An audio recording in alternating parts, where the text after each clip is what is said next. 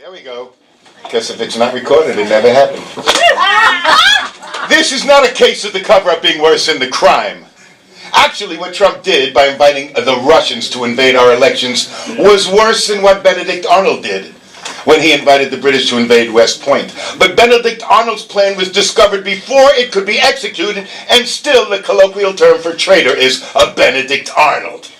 Someday the name Donald Trump will become synonymous with traitor. Our democratic process is the foundation of our country, which makes it more valuable than West Point or Pearl Harbor.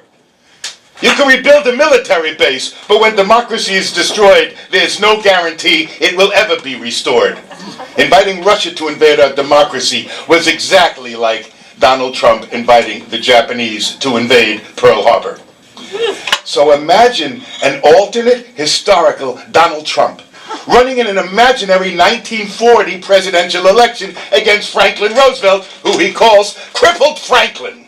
At every campaign rally, he imitates a gimpy Frankenstein walk and gets the crowd to shout, "Stand on your own feet, Crippled Franklin, stand on your own feet."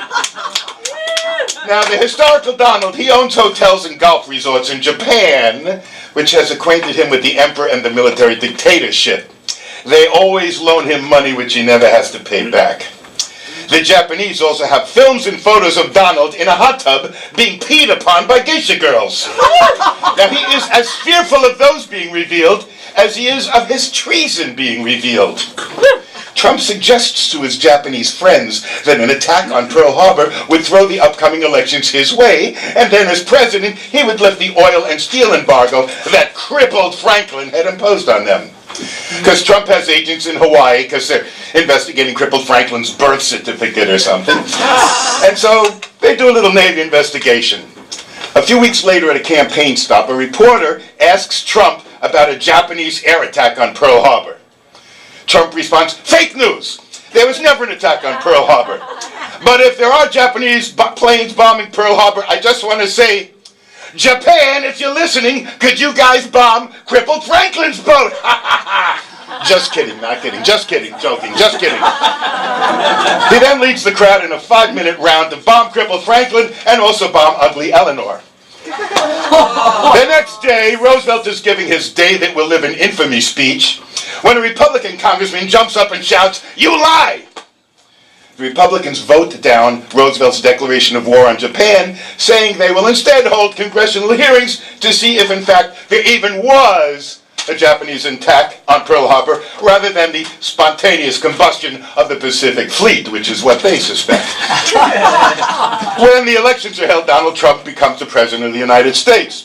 The week after his inauguration, he invites the Japanese Prime Minister and Ambassador to visit the White House. U.S. reporters are banned, and only Japanese, German, and Italian reporters are permitted. Trump calls his new friends decisive, strong leaders, unlike Crippled Franklin, because I like leaders who can stand on their own 2 feet without leg braces. While chatting with German reporters, he says, "We have great generals. They're so smart, they even know about your Enigma code. We listen to you." Oops, just kidding, not kidding, just kidding, not so serious. Later, Hitler and Trump announced a new casino and resort to be built in what they call the new Polish development zone. Trump says he loves the Polish people, and he's asked the Germans to provide Polish slave laborers to work at the hotel. When the U.S. finally enters the war, the historical Donald Trump has built a Normandy Beach resort hotel. He could then charge the invading Allied troops beach fees and bill the United States government for any bomb damage to his property. The longest day would have been the most profitable day for the historic Donald Trump. Thank you very much for this little outburst. Gary Bialy, or Bial, or Bialy if you're Jewish.